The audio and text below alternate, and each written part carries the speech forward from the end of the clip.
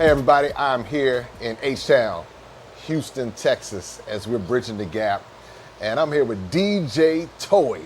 Yes, sir. And we're at Dice Lounge. Yes, sir. Pleasure to meet you. Welcome to Houston, boss. All right, but you represent Niger, right? I represent Houston, I represent Nigeria, I represent Africa. That's what I'm talking about. So Yes, you're representing Houston, Africa, in particular West Africa, Nigeria. Yeah. I want to know, how did you end up in Houston? How did you end up on the Houston business scene? How did you end up bringing Afrobeat to the scene. Southern Texas here? Yeah. How did that happen? So I had no plans initially to get into the nightlife business. How did I come here? I came here to pursue getting a degree in chemical engineering. Okay. I succeeded in doing that. Okay. And at the time that I graduated, something prevented me from being able to go back to work momentarily. And I had to explore my options. DJing was something that I started while I was working for, I took a year off from school while I was in engineering school. And while I was working, I wanted to challenge myself to do something other than, engineering. All I've known my whole life has been engineering and all that stuff. So I wanted to challenge myself. All I knew how to do was engineering and soccer, So I wanted to challenge myself to do something else other than that. And one day I woke up, I said, you know what? I want to get more into understanding how the economy of a country, for example, works. And I want to learn how to be a DJ. So I went on Amazon, I bought the wrong equipment, the delivery, I started kind of messing with it. And these days you have everything's on YouTube. Right. So I went online, I researched a few things, I just started from there, and here we are. So when I graduated and I couldn't get back to work immediately, I kind of decided to explore what the talent in DJing could bring me. So I was done with school in Beaumont, Texas. Okay. And Beaumont, Texas is an hour and a half away from Houston. So I decided to move to Houston permanently. And that's how we started. Just gigs here, a few gigs here and there, and I was able to gain my ground somehow. So chemical engineering yes. to DJ. Yes. And then after that happened, I went back to engineering. And then I was doing both for so long. Okay. Right. Until it got to a point where I was able to structure my young entrepreneur life well enough, and I decided to take a break from engineering to focus full-time on business. And you were born in Nigeria? Yeah, I was born and raised in Nigeria. So you are Nigerian through and through? Full born. What's your ethnic group? I'm Igbo. Igbo, okay. Yeah, but I was born and raised in Lagos, so I you got some Yoruba. Okay. How do you get to go back home often? I've actually gone back only once. Really? Yeah. Since you've been here? Yeah, I've been here for about 10 years now. Okay. Yeah. I've only gone back once, but I intend to go back this year. Of course, but you have brought the West African Afrobeat. You brought that vibe here. Well, the vibe was, to be honest with you, the vibe was already existing before I came. Okay. We have the OGs. Credit to them, people that were kind of holding the city down before I came into the scene. Some people worthy of mentioning in Houston, DJ GQ Mike. We have another DJ, DJ Tunes. Okay. DJ Ola Punch. These are like three very important people DJ Shinsky as well. These are people that were holding the city down before I even came into the picture. And these people played a big role in kind of paving the way for people like us to kind of come in. I used to go everywhere with GQ Mike and set up for him and open for him.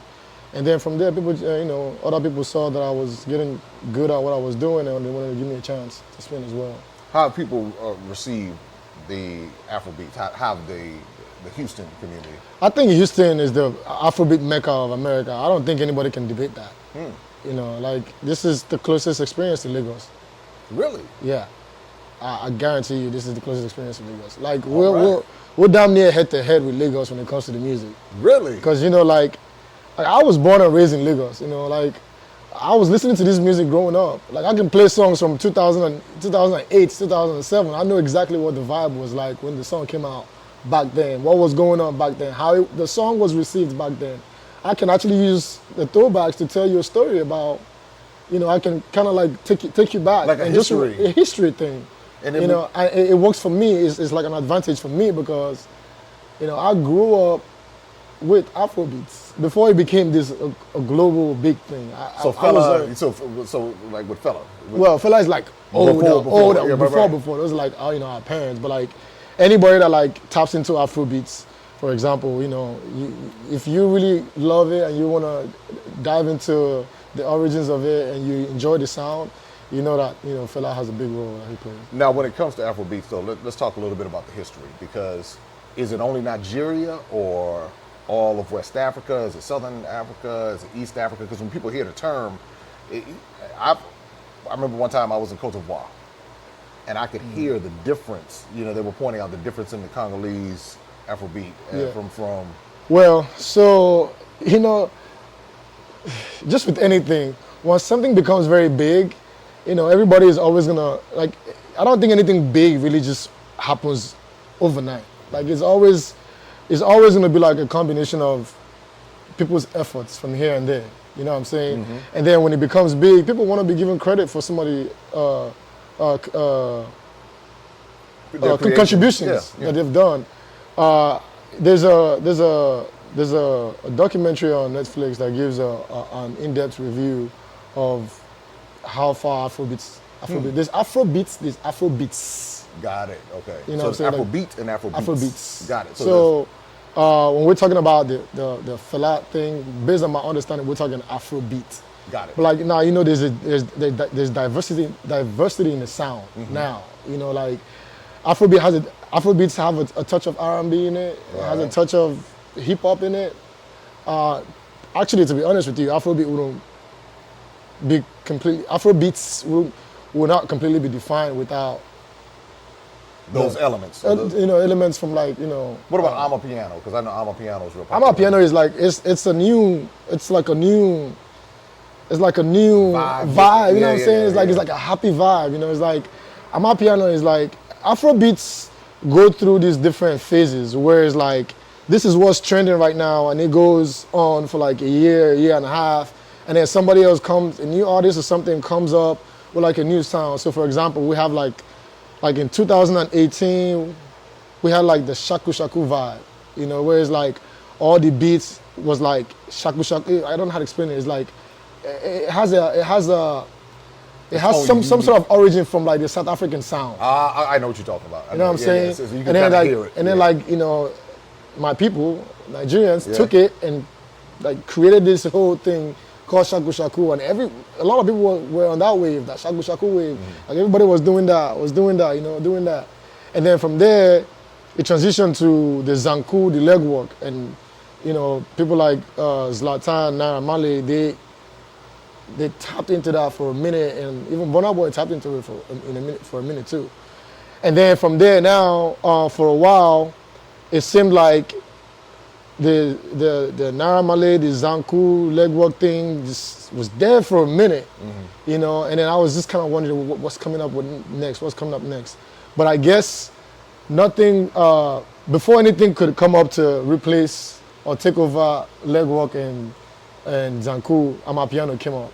And Amapiano just had like this global wave that was like so sweet. And Amapiano has such a beautiful, happy vibe to it, where it's like, you don't even need to do much on the beats. You know what I'm saying? So it's just the different fragments of, I guess you can say, the sound from Africa. So with the Afrobeat sound, with the vibe and the culture of the African nightlife scene, what have you seen here in Houston? I know you compared it to Lagos, said that it's neck and neck with Lagos, if you will. So how has that been like for you? When you transitioned from DJ to now having the lounge, how did that work for you? Well, I think that for me, when I got into the scene as a DJ, I wanted to figure out my own path, right? So, like I said, kudos to the guys that were here before me, but it was like mostly strictly like Afrobeats. Like I was hearing Afrobeats from like the beginning of the night to the end of the night, and a little touch of reggae dancehall. Then I remember having a conversation with a couple of my friends who went to school here, and then I was just kind of like, you know, we have a lot of Africans that are born here, raised here. They love Afrobeats. They haven't really been in Africa that much. Afrobeats wasn't this big, obviously, back in 2016 or 2015. And I wanted to kind of fuse the sound. I wanted to be able to cater to that crowd. I wanted to be able to have the people that have the culture here that were already used to I guess you can say at that time, the new hip hop, trap music, whatever you call it, and still be able to please the African So crowd. you fuse both together. I think I was one of the first ones that really, really did that. Okay. I mean, kudos to Shinsky, to DJ Shinsky. He did a lot of hip hop and Afro beats, but he kind of did like the older hip hop Afro beats. But when it comes to like the current like trap music type thing, I think in Houston I was the first one that actually blended that, and that kind of gave me my own grounds. The college student liked me for that, and the older crowd liked me for that. The older African crowd liked me for that too, because, like I said again, I grew up in Nigeria, so I can do the current Afrobeat songs. I can do the throwback ones. I know exactly what the throwback one felt like when they came out. I know what exactly the current ones feel like when they come out. And to my advantage as well, I'm an Igbo man that understands Yoruba.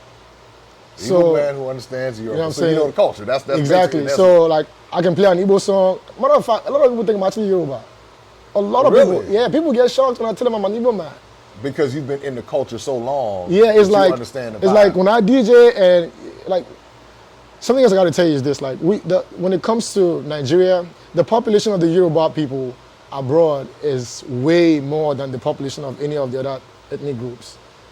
A little history. Mm-hmm. Nigeria, the Igbo men typically back then are known to be entrepreneurs, like they're into business, really into business.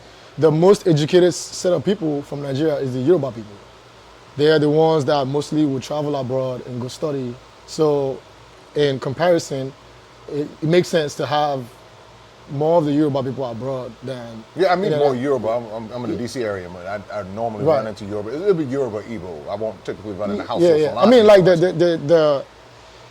the percentages is probably changing recently, but I'm speaking as far back as before I was born. Okay. You know what I'm saying? Like the Yorubas would mostly travel out to go study. The Igbo man would learn a trade from his boss, and then after like a certain amount of years, the boss would set him free by establishing a business for him. Okay. Typically 7 years. Oh, okay. You know what I'm saying? Okay. And then the house people, they hold more ground when it comes to politics and like the cattle farming thing and all that stuff. Understood. You know, so when I'm DJing and I have, let's say, a vast majority of Yoruba people in the building, I can tailor my music to please them a lot, to the point where you start to think I'm Yoruba. So a lot of people think that I'm Yoruba until I say, no, I'm an Igbo man. They're like, nah, you're lying. Then I speak Igbo, like, oh my God, you're Igbo this whole time. Like, yeah. Or I switch up the music and start playing like Igbo people stuff, like things that really like appeals more to the Igbo crowd. And I'm like, oh, how do you know that song? I remember I played a song one time, and one Igbo man walked up to me and be like, what do you know about this song? I'm like, what do you mean? I'm an Igbo man. He said, what? You know what I'm saying? But you know, here's the thing that's interesting about that, because a lot of people in America, they think that when they say Africa, they think all of Africa's the same. Or they think even when it comes to Nigeria, they think all of Nigeria is the same. But when you're explaining this, you're explaining the difference in two ethnic groups out of many ethnic groups within Nigeria. Right. But understanding that the cultures are very different, even down to the music genres. Of course. You've been able to incorporate that into your musical brand in Houston, Texas. So essentially, I always advise people that, like the upcoming DJs that want to tap into the scene, like you got to create your own, like look at your life and create your own path based on your story. Don't say, hey, Towii's like the hottest DJ in the city right now, so let me do what Towii's doing, because I'm doing what I'm doing based on what I went through, right? What I've gone through, like everything that has shaped me to become who I am now. So if I'm playing a Yoruba song and I'm vibing to a Yoruba song and you want to copy what I'm doing, well, you don't have the same background like I do, you know what I'm saying? You don't have the same instinct. The same instincts, you know what I'm saying? Yeah. So you can always, what you have within yourself is sufficient to create your own path. Yeah. So what I did was I kind of took advantage of everything that has molded me to become who I am right now, and just kind of created my own lane. So my style of DJing is based on that. Was it easy to break into the lounge? No, it was not. The lounge scene. So let me tell you something. Even as a DJ, to break into the scene in Houston was tough. What was the toughest part about it? Well, if we can be completely transparent, like, you have dope DJs that were already existing before you came. Like, this people been DJing for years before you got here. You know what I'm saying? Like, what are you doing that makes you stand out? You know what I'm saying? And then it's like, just like any industry, some people, when you get really good, some people might feel threatened by your presence. People don't want you to take over. You know what I'm saying? People don't, you know, some people might feel like, you know, like, I remember the first time I got my first resident club gig, a certain somebody felt uncomfortable with that. I understand. You know what I'm saying? And it's somebody that had played a huge role in. They've been around for a while. They've been around for a while. Yeah. Here you come, new kid on the block. Yeah, you know, they felt a certain type of way about that. And to be honest with you, at that moment, I didn't quite understand why they were feeling that way. But then eventually, as I learned the business more, I kind of understood where they were coming from. But the beautiful thing was, even though I was creating my own path, I was still fighting for him. I was still like, you know, I want this guy to be here. Yeah. Like, there's no way I can be here without this guy, you know. That's not something a lot of people would do. No, especially people, in a very competitive. Yeah, exactly. Most people see the challenge and take it, and they don't even care. Yeah. But breaking into the club scene, lounge scene, because this is a lounge. So before we get to that, the transition happened from being a DJ to being a promoter, right? And then from being a promoter that organizes these events, and then as God would have it, you know, we're blessed enough to have our own now. You know, move on to the ownership part. Also, being a promoter was something I never planned to do. But how was that promotion scene? How did that? You were basically promoting parties and events. Yes, yeah. Majority of the event that I DJ now are my events. I have a couple of other events that are not really my event that I DJ as well. Okay. But I would say a good 80% of the events, or 85% of the events that I do right now, even 90% are my events. How was your first event? When you first did your first event, when you said, all right, I was scared. There's a guy, his name is D1, right? If I wouldn't be a promoter if it wasn't for him. So what happened? How did that all come about? Well, so I had this, this is actually really funny. I had this, I was a resident DJ at this club, this popular club, in 2016, 2017. And then I had done an event for them, and I put my all into that event, and something went wrong somewhere. I wasn't compensated.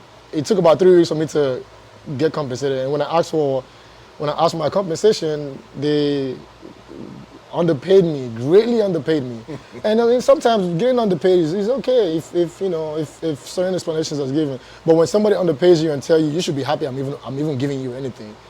I didn't know how to take it. I just kind of went home, and they felt the same type of way that I complained about getting underpaid. And they told me they were letting me go. Really? So prior to that time, this guy, D1 had reached out to me, and he wanted me to DJ. There was a new club that opened, and he wanted me to come DJ there. But I was so loyal to the club that I was at that I couldn't do it. I just kept telling them, like, I'm here, I can't do it. And then when that club kind of let me go, I reached back out to him and said, hey, I'm available now in case you need me. So he scheduled a meeting, and then he said, I don't even want you to just be a DJ. I want you to promote. I'm like, bro, I can't do it. I told him, I'm like, no, I can't do it. And then he said, I don't think you understand how big your name is in the city. So I didn't even realize how, like, I just knew I was doing okay, right? I knew I was doing okay, but I didn't realize how big my name was getting in the city until he told me. He's like, I don't think you understand how big your name is. I think you can do this. They had a new club that the Friday night was empty, it wasn't working. Okay. And he said, I want you to try it. He said, what do you want? I said, I wanted X and X, this and this and this. He said, we can do this, we can do that. We struck a deal. I went back home and I said, can I really do this? And then I tried it, and it worked. And the first one was a hit. Yeah, the first one was a hit. And then it just took off. It just took off. It just took off from there.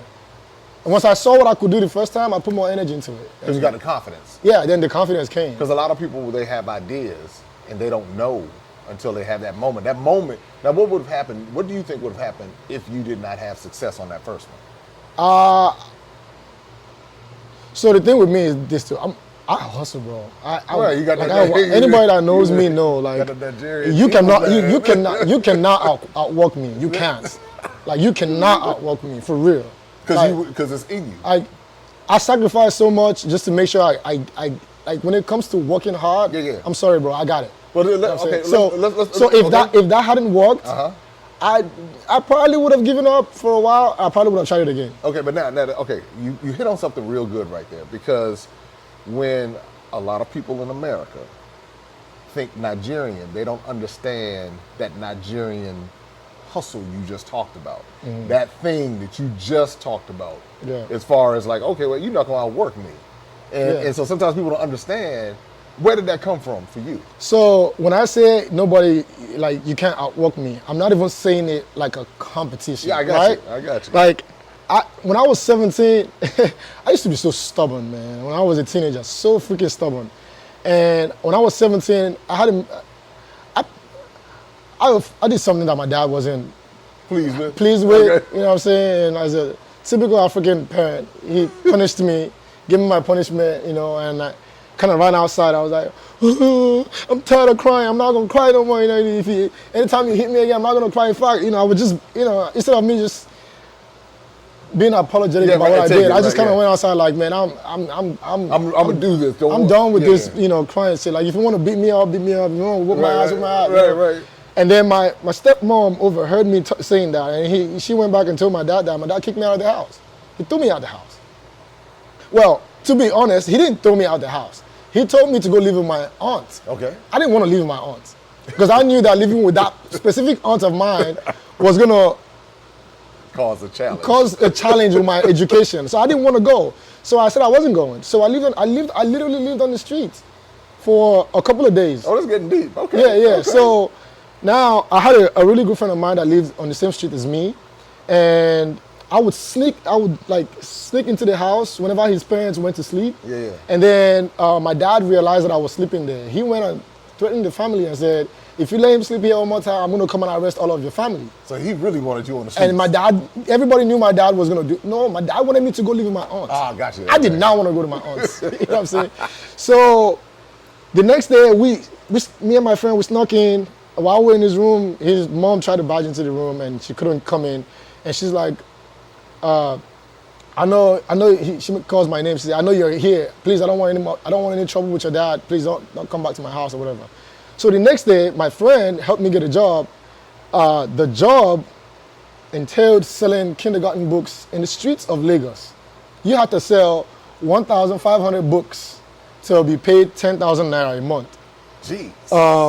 I know the Darren. That's what I'm like. So we had like 3 books. There's one that corrects your grammatical errors. There's one that teaches you how to cook the basic African dishes, and then there's one for the kids. So you would typically take those books. Your target is to sell 70 books in a day. So I literally 70 books. Yeah, 70 a day. So when I tell you every street in Lagos, these feet of mine have touched every street in Lagos. So you've been in the mainland, the island, everywhere. Like literally every week, you would have to think of where you're going. Okay, I'm going to Oshodi this week. I'm going to walk the whole of Oshodi. So you take a bus, you get to Oshodi, you stop, you do it street by street, you go to door, shop to shop, and you talk to everybody about the book. I literally did that for so long. The money I realized from there was what I used to do my secondary school. They call it WAEC. Okay. You know, but prior to that time, after my friend's mom kicked me out of the house, I didn't have a place to sleep, so I slept on the street. Of Lagos. One day. Of Lagos. Closest where of Lagos, where I was where my parents lived. Yeah. And my dad, I have this funny relationship with my dad where before anything happens, before anything good or anything bad happens, I don't know how to explain it. He would like hint me, like, be careful, you know what I'm saying? Okay. Be careful, watch out for this stuff like this. Or hey, expect something good is gonna happen soon. I don't know how he does it. I just can't explain it. He's dad. It's just my dad, you know? Yeah. So he kept saying, you're being stubborn. I'm asking you to go to your auntie's house, but you don't want to go. If anything happens to you, you know, don't say I didn't tell you. So one day I slept, it was like one of these pavements where the shops had closed, and I slept on the pavement. I was done with work for the day. The extra cash I made was in my pocket. I didn't have a place to sleep, so I slept on that pavement of that shop. Mm-hmm. And these 2 guys came from nowhere around 4:30 in the morning, woke me up. What are you doing here? I'm like, I'm not doing anything. You trying to steal? I'm like, no, I'm just sleeping here. I don't have a place to sleep. Me and my dad, my dad kicked me out of the house. Oh, your dad kicked you out of the house. Get up. They slapped me, got me up, put their hands in my pocket, took my money, And then the next thing is a motorcycle just came from nowhere and they grabbed me. They wanted to put me on the motorcycle and take me with them. Wow. So unfortunately for them, they were dragging me towards where my parents' house was at, and it was like a T road, like a T. It was, you know. Okay. So when I got to that place, I screamed. So when I screamed, the motorcycle came from. Actually, they were dragging me before the motorcycle came. When I got to that place and I screamed, the motorcycle came from nowhere, got two of them and ran, and everybody just kind of came out. All the families around that T road just kind of came out, looking at me. I was down there in the street just crying. And that's when my dad sent for me, and I went back home. And actually, my neighbors sent for me. They gave me food to eat, I freshened up, and then my dad sent for me. I had a conversation with my dad. He forgave me, and I came back home. Wow. But when I came back home, what happened was now I knew what it felt like to make money on my own. Right? So I stopped asking my dad for stuff. I stopped asking my stepmom for anything. And that also changed the dynamics of my relationship with my stepmom and my dad. Because now you're being responsible. Now I'm being responsible, independent, like financially responsible. You're growing up some. Yeah. So now my dad started talking to me like a man. So when I say you cannot outwork me, I'm not even saying it with respect to competition with anybody. It's just everything I've gone through have toughened me up to who I am now. Who you are now. Just going out to go get it is just in me. If I put my mind to it, I'm gonna get it. And you made it on the streets of Lagos. Yeah. You understand? Because people don't understand Lagos and the Lagos dynamic and how many people are in Lagos, Nigeria. There's a lot of people. It's a lot of people in what you had to go through, because a lot of times we'll hear people say, well, okay, DJ Towii, he's hot, his name is big, but they don't know that story. They don't know what made you and how you got to this point right now. Absolutely. And I mean, that's the power in all of this, because we don't know people's stories, and we don't know what contributes to all of this. So you were ready for the club scene coming after going through that. Yeah. After going, having gone through that in my life, I think I'm pretty much ready for anything. That's how I see it. Yeah. Like it's really nothing that I feel like if I want to venture into right now that I won't. One of the most important things that I've learned is that there's are you a Christian or a Muslim? I believe in the Bible. You believe in the Bible? Okay.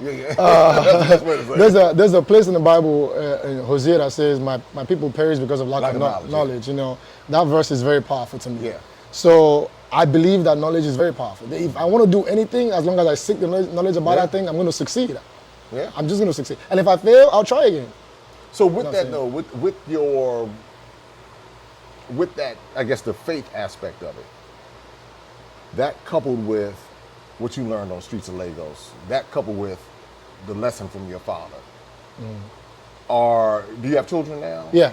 So how's that impacted you as a father? Because that's a whole different conversation on its own too. Okay, you know what I'm saying? That's a whole different conversation on its own too. So, but being a dad is beautiful, man. Being a father, I don't think there's anything more beautiful than being a father. It changes, especially for me. God just knew exactly what He was doing, and He gave me two girls first. So it's like. Going through that stubborn phase in my life and being headstrong about a lot of things, I think that was like, well, here you go. Okay. You know what I'm saying? Like, this wasn't an easy one. Gotcha. So it's like even with how my temperament was back then, it's a lot of changes that I have. It's a lot of growth that I have experienced, because like, before I would think of putting my hands on you, I'll think about my kids first. Right. So now, so I could tell your daughters put a whole new perspective on it. It's like, I can tell your whole demeanor changed. Yeah. You're like, wow, there's a whole nother story. It's like your heart melted. I watched the heart melt instantly when you started. And you know what's so funny is that my mom was a twin. So the way it happens in my family is twins in my family skips a generation. So as a teenager, I had this twin friends, and I used to be so fascinated with that idea, So to finally be at a place where I have my own twins, it was like... Oh, you have twins? Yeah, my girls are twins. Twin girls? Twin girls. Oh! And it was like, it's kind of like, really and truly, there's nothing I've ever prayed for that God hasn't come through for me. It just might take longer than the time that I want it, but it always happens eventually. So when you look at your daughters, and now you look at your success, I guess there's a different motivation, because obviously you can do it for yourself. Absolutely. But now you understand that you have your daughters And you only have 2 girls? Yeah. So you have your daughters, and that's the inspiration. I mean, Yeah, like I have my daughters, I have my whole family, you know what I'm saying? It's like, it's gotten to a point now where it's like, you know, it's not just about me. yeah. Just me alone, you know. How's your relationship with your dad now? It's always been good. Yeah. My dad is, I would say that's my best male friend. Isn't that something? You know what I'm saying? From that moment of yeah, you know, like that changed that thing literally changed the relationship dynamics that I had, the dynamic of the relationship I had with my dad. Yeah. You know, so transitioning from being a promoter to now owning my own spot, I guess it was coming. I guess it was gonna happen eventually. When it was gonna happen, I didn't know, but here we are, Dice Lounge. Yeah. As you can see, we're still working. We're not done with the. Oh no, this is nice. Yeah, we're not even done yet. Just wait until we're done. You see. Oh, this is yeah. We wanted to create something for people, something unique for people on this side of town. What type of vibe is it? Because it's a lounge. Yeah. Which is different from, say, a nightclub. Well, you can get. This is a combination of all of it. Really. Okay, so it's a club lounge. Yes. So you full service food, everything. Yeah. Well, yeah. We're gonna be serving. Our food is not ready right now, but we're gonna be serving food. We're almost at the completion of the process to get all of the paperwork. Everything that you need in order to do it. But as far as everything else, you know, we're good on that. So typically, when you come during the early evening, this is vibe. It's just, you know, you can get a little bit of the sports vibe as well when there's a game. So you have the sports, you have, yeah, and is it primarily Afro beats that you do here? Or no, it's a combination of combination hip hop, R&B, trap. Yes, everything. Everything. Yes. And you're open pretty much every day of the week. We're open right now. We're open Wednesday through Sunday. Oh, Wednesday through Sunday. Okay. Yes. So with that transition though, because the club lounge scene is no joke. That's a real. At all. That's no joke. That's a tough people business. People think it's like, you know what's funny? Like, I remember somebody called my dad and said, "Look at your son that went to America to study chemical engineering. He just ended up being a DJ." He just ended up being a DJ. He Right. ended up being a DJ. And you know what's funny? What's funny was that, like, I was happy at doing that. You know, when I decided to take a break from engineering, I was happy at doing what I was doing in nightlife. You know, it opened my mind to a different side of life that I was not even thinking about. Like, being a promoter opened my mind to what possibilities I had as a businessman. Because you can't be a successful promoter without being a good businessman.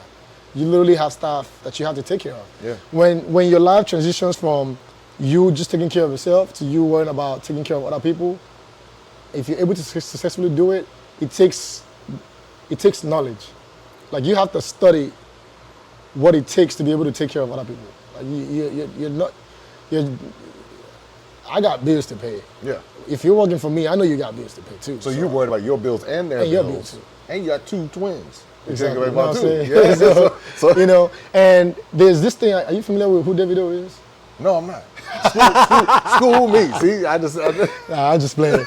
But I think Davido. Yeah, Davido. Yeah. Davido. Okay, I thought you said Davido. Who's? Yeah, no, Davido. Yeah, Davido. Yeah. Davido would always say, "We rise by lifting others," and he would leave it at that. But I think I want to help break that down a little bit more.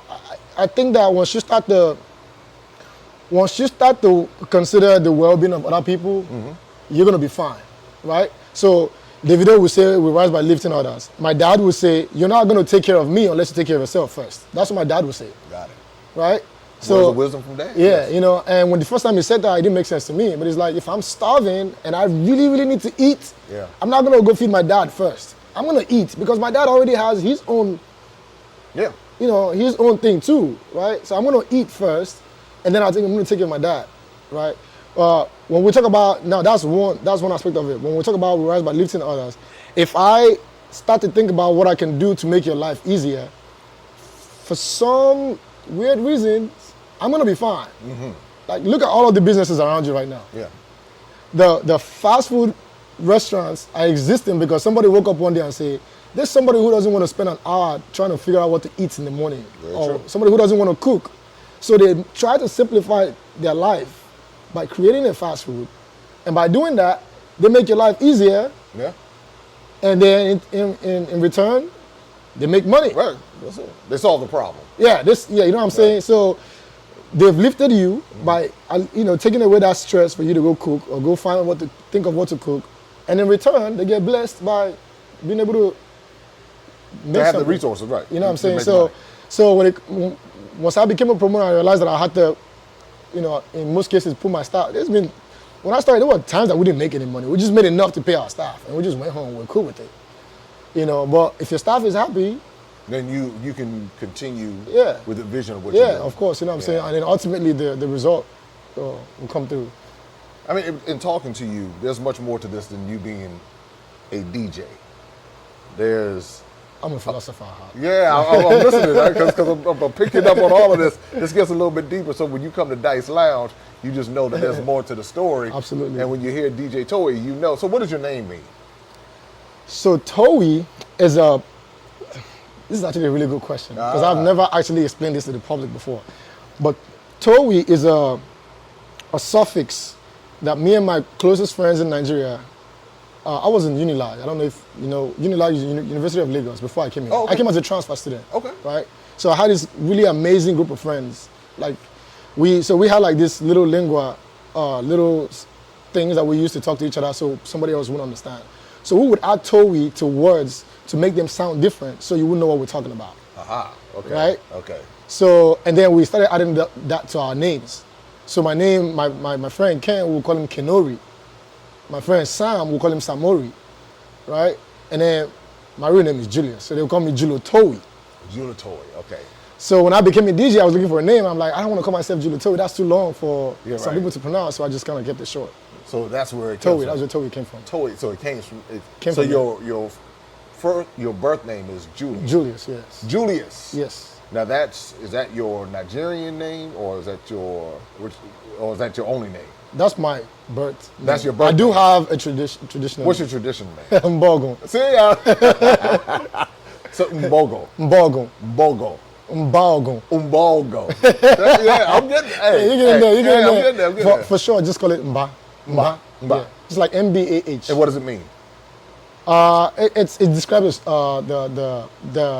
the strength that comes with a soldier, like warrior. Isn't like it a warrior. interesting your traditional name was given to you and that's what it is? But then Yeah. when you My life. share your story, Yeah. it embodies that. Yeah. Mbogo.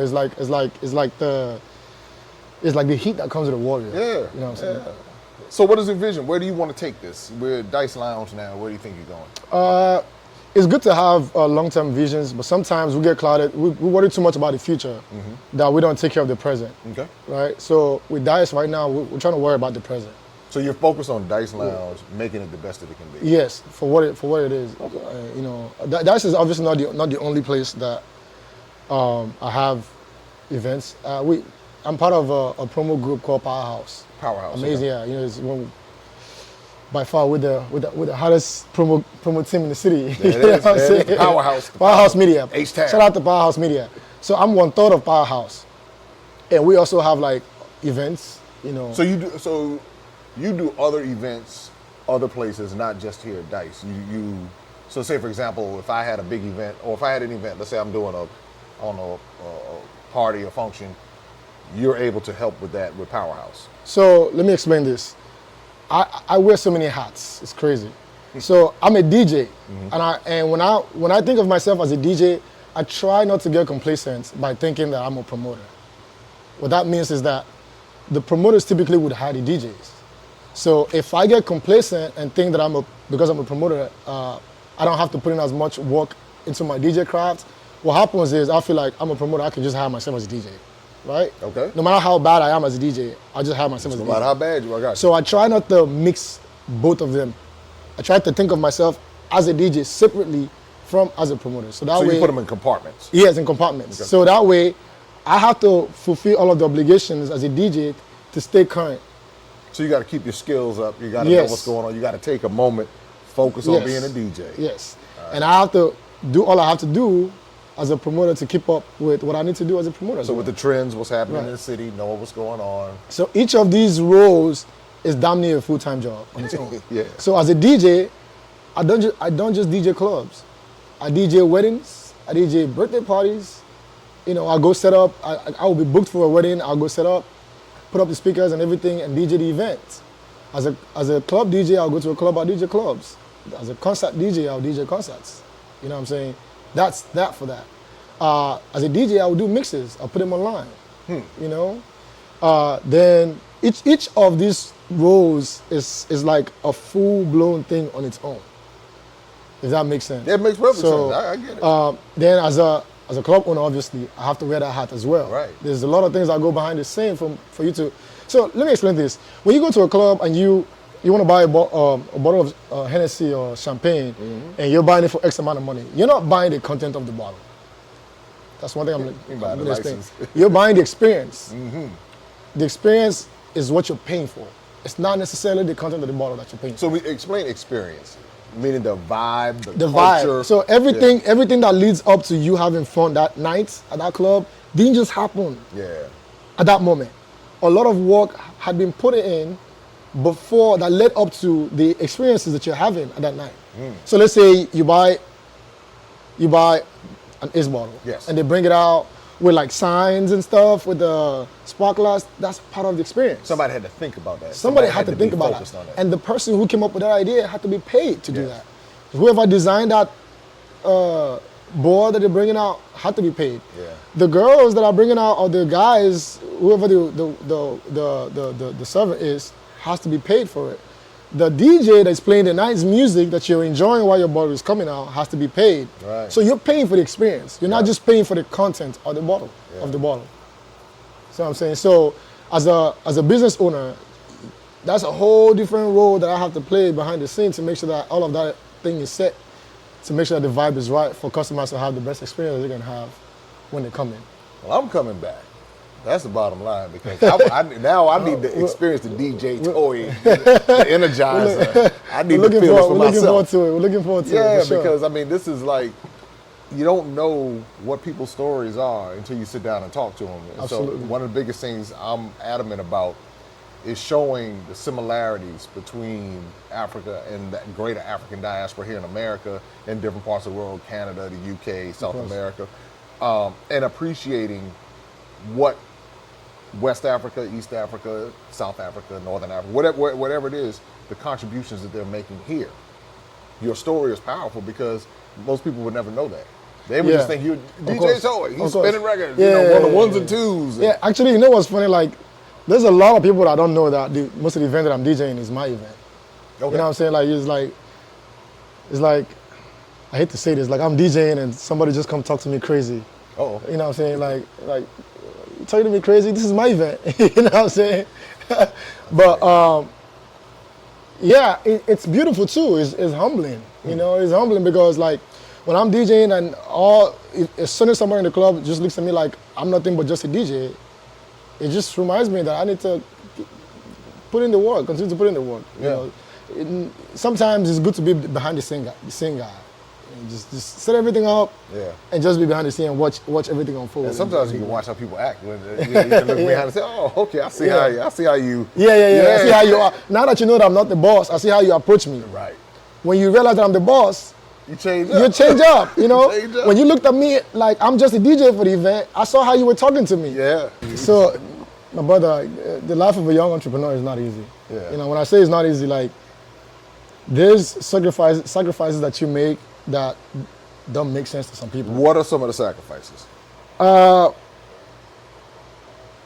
Your family sometimes don't get to your family and friends don't get to see you around as often because you're busy juggling things. Juggling everything. Like, I could be here doing this with you and something just pop up now. You know, like what just happened right now. Just walking in. Just walking and that man needed to be.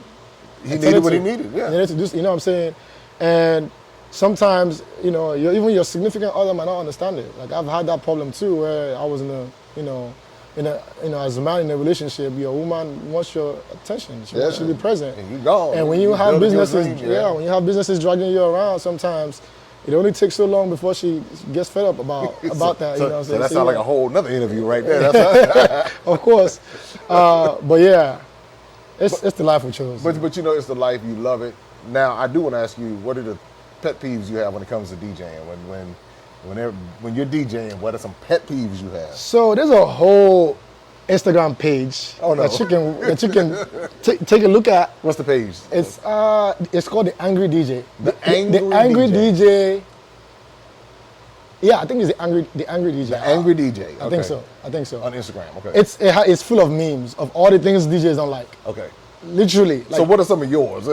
I don't like people trying to have a conversation with me when I'm DJing. Oh yeah. No matter how close we are, in fact, my friends don't come close to me when I'm DJing. They just go and they enjoy the event. They stay in the section, they have fun, they dance. Why don't you like that? Because it takes so much concentration to DJ. DJing is not just pressing play and playing music. You're doing multiple things at the same time. It's almost like engineering. Yes, of course it is engineering. Yeah. See? You know what I'm saying? Like, you're studying people. You're watching the crowd. Like, I'm playing this. Are they feeling it? Okay, so you're a psychologist and everything. Yes, at that moment. Yeah. In fact, what separates a great DJ from a good DJ is your ability to study the crowd. And I cannot study the crowd if you're distracting me with your conversation. It's not a time to have a conversation. So don't talk to DJ Towii when he's in the zone. Yes, don't have a full conversation with me when I'm in my zone. You can say something, you can say one thing and then just kind of step back, you know what I'm saying? But like, that's not the time to have a conversation with me. Oh, Towii, I haven't seen you so long. How your kids man, and everything? How your family, man? Yeah, no. Let me get your number. Let's switch it right now. Come on, go. Like, look, man, the beat is about to drop. Right? Now, when you're DJing, you could be doing such a great job that a customer might say, oh, I have an event coming up. You're doing so good. Can I get your contact? That's quick. You know, exchange contact or give you a business card and keep it going. But like, imagine somebody asking you, how did you become a good DJ while you're DJing? Right, like if I'm having this interview with you, yeah, like you while I'm to DJing, DJ, you're like, you missing songs and missing it. And then like with DJing, it gets to a certain point where as you're playing one song, you have about 5 songs that you could possibly play that goes with that song you're playing. And you're trying to see if any of those songs that you're thinking about, should I play the ones that I'm thinking in my head, or should I go through my software and see another song that goes with it? Or should I just see, is the crowd feeling this vibe that I'm playing right now? Do I have enough songs to support this vibe that I'm playing right now? It's a lot that goes through. Is the MC, or am I MCing well enough to have the crowd? Yeah. Or if I have an MC, is he doing this, are we in sync? Do I need to communicate something to him? Or if this next song that I play, how is the audience going to respond to it? Exactly. Catch you with the flow? Yes. Is it, So it's a lot that goes into it while I'm doing my job, and that's not the time to come distract me. And DJs hate song requests too. A lot of DJs don't like song requests. Why? We don't like song requests. Well, let me put it this way. I'm open to song requests, but I don't like when people pressure me to play it immediately. Immediately? Yes. Got it. You know what I'm saying? Like, you can throw in a song request and be like, oh, you know, like, hey, I heard this song, I think it's dope. I think you should check it out. That's a good way to approach it. And I'll be like, I'll check it out. I might not play it at that event, because I haven't heard it before. Yeah. You know? And that would give me time to listen to the song. If it's dope enough, I would know when to incorporate it into my set the next time. What DJs don't like is you coming and requesting a song. Something else, again, I gotta explain is this. What's the hottest Afrobeat song that you know right now? It's gonna be Davido, or it's gonna be Burna Boy, it's gonna be... Okay, think of a Burna Boy song that you know. Last, for example. What's the name? It's I don't know the name of the song. I know it when I hear it though. But whichever one is like the most. Okay, let's say Burna Boy, Last. That's a big song right now. Okay. Right. There's science in this DJing thing. So when you show up to Dice Lounge at 9 p.m., I'm not trying to have you be on the dance floor jumping up and down when I know the event ends at 2 a.m. Okay, break down the psychology. You know what I'm saying? All right, break it down. Science has proven that in a typical club environment, people are not going to stand on their feet for more than 2.5 hours. You know what I'm saying? This is all right. People are not going to start you are a dope DJ. Like, you're a freaking dope DJ. Beyond dope. 2.5 solid hours. I'm talking about you having the whole entire crowd on their feet. Because physically they just cannot go beyond your body. Is just your body is going to want to take a break sometimes. So the ideal thing that we typically do is we have this thing we call opening sets. You're playing songs that are beautiful enough to entertain you, but won't exhaust you physically. So that way you can enjoy your drinks and everything. And then it gets to a certain point where we feel like, okay, it's time for us to get up. You know? So now when I'm doing my opening sets and trying to set the vibe, now, another thing I got to tell you is this. How good an opening DJ is can play a big, or how good or how bad an opening DJ is can play a big role in the closing DJ's set. Okay. So if a good, dope-ass opening DJ is trying to create a vibe, and you come, you want me to play last at the when I'm creating, it just throws the vibe off. We're saving that for when that time comes. Got it. So the thing regular people don't understand is they want somebody to come to be like, can you play this song? I'm about to leave. It's 500, 300, 200 people in the club. You one person. Yeah, you want me to play this song just for you because you're about to leave. Yeah. And then that throws off the vibe. And then like there's this common thing where DJs don't like to play a song over and over again. Like if I play it once, there's a high chance I'm not gonna play it again. Unless it's like the an hot absolutely song. too hot song that everybody like love. Yeah, you know, yeah. then I will find a way to maybe like play it again once if it's possible. In most cases, it hardly ever happens. So if I play that song at that time, I'm not gonna want to play it again. Yeah. You know, so DJs, you have to be very systematic with how you approach DJs with song requests. Typically, the best way to approach DJs with song requests is two ways. The number one way is to let them know about the song and give them the chance to check out the song on their own and decide when they're gonna play it. So even if that involves them playing it at the next event, you're gonna see them at. That's cool. Number two, if you really want to force them to play at that moment, just give them the song, say, hey, I'm not asking you to play it right now, just check it out if it's cool, and then just tip them something, tip them. So number two is, regardless of the approach that you use, you always want to leave it up to him or her to decide, like making it in such a way that they can't even say no. Right, you put a large enough tip on the table. Yeah, it's like, hey, this is song that is dope. It would be, I'm just suggesting it in case you want to play it, but just check it out. Just let me know. And a little tip, not a little tip. Most of the time, I don't even take. If you give me money and you're trying to force me to play that song, I'm not going to take the money. So you're that serious about it. Ask anybody about me. Yeah. I reject tips so many times just because of your approach. If you bring money to me and your approach is still not right, I'm not going to take that money and I'm not going to play that song. Right. So because you don't need it like that. Yeah. Well, no. I need the money. Trust me. I need the money. Okay. But think about this. If you tip me $20 right now and you want me to play your song and everybody else in the club is on the floor dancing, and I get carried away with that $20 and I play that song and it throws everybody else's vibe off, that's my brand right there. You're losing a lot more. That stain is bigger than $20 that you give me. Yeah. So I let go of your $20 and maintain that vibe that people already have than to accept that money and then mess up my brand. No, I got it. But if you come to a DJ and you suggest a song to them and you say, hey, I know how this works, just take your time. Whenever you think it's convenient, play it. You don't even, in my case, you don't even have to give me money. Yeah. That approach enough is that it's approach. It's respecting. Absolutely. Respect goes so much further. Yes. That's a form of compensation. Yeah, you're telling me you understand. Yeah. You have an idea. At least you understand that I'm doing all of this stuff. You know what I'm saying? And you're saying, at the time when you feel, I trust your judgment as a DJ. Yeah. When you think it's good for you to bring it in, just bring it in. But telling me to play right now also sends the wrong signal to a lot of DJs. Like, are you trying to say what I'm playing right now is trash? Now that's another level. That's a different way too. It's like, you want me to play this song right now? Are you trying to say that what I'm doing so far is not good? I don't know my job? Right. So now it creates a different kind of. Yes. Yeah. Now it makes me not want to play it because you're telling me I'm doing something. Yeah. So those are some of the pet peeves. Here's another question: are you willing to travel to DJ? Yeah, I have traveled Internationally.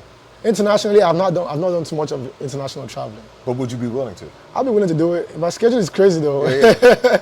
My schedule is really crazy. It's the right scenario. Of course. I mean, the goal for any of this is always for it to grow internationally. Yeah. So yeah. Well, let me say this. I'm coming to Dice Lounge, and I'm let's see the do vibe. it. And I want everybody in Houston, in the Houston area, or if you come to Houston, make sure that you check out Dice Lounge. You're on IG. Yes, sir. You're on, I guess, on TikTok. I'm everywhere. IG, TikTok, Twitter, SoundCloud, Mixcloud, YouTube. DJ Towii. I have songs as well. I make hold on. He does the music, but the story. What it is, the story is the most fascinating part because we see what it has evolved into. Mm-hmm. And I think that's the part that. Hey, we're just getting started too. You're just getting started. We're just getting started. I'm nowhere near where I want to be. But you know what? I believe that because I understand this opens one door, leads to another door, to another door, and you probably didn't anticipate being here at Dice Lounge. Yeah, If you asked me about this 10 years ago, You wouldn't even thought of it. no, Yeah. I wouldn't have thought about it. Well, Yeah. listen, everybody. I'm here talking to DJ Towii, Dice Lounge. Make sure that when you're in the Houston area, or if you're in Houston, because we got a lot of folks in H-Town watching us, make sure that you stop by and let them know that you saw it here on Maximum Impact, because that's just another way that we bridge the gap. I can't wait for, and one thing I believe in doing is helping those who are here in America understand the power of African music, and in particular Afro beats, and just the style, the vibe, the culture. It's something that you will not forget. It's something that you'll enjoy. At all. Yeah. You can't forget the culture easily. When the vibe is contagious. Yeah, the vibe is contagious, and once you see it, then what you do is you want to go visit, and that's what we do. Absolutely. We take people over Back so they then. can visit. So when you come, you see, and then come on over with us. As a matter of fact, we're starting to do tours in Lagos. Oh, really? Yeah. So we do Nice. a lot of West Africa. We do Ghana, we do Senegal, and then we Cote d'Ivoire, Benin, Togo. But Lagos in particular, because I love heavy. Lagos. I love the That's Lagos heavy. vibe. Vibe, right? Yeah, and so this is just another way that we're able Yeah, to Lagos is connect like the New York City of Africa. of the world. Yeah. You know what I'm saying? So that's the deal. So DJ Towii, man, I appreciate it. Appreciate it. Thank you so much. Make sure y'all Thank you stop by guys. Dice Thank Lounge, you guys for having me. and that's how we do it. Yes, sir.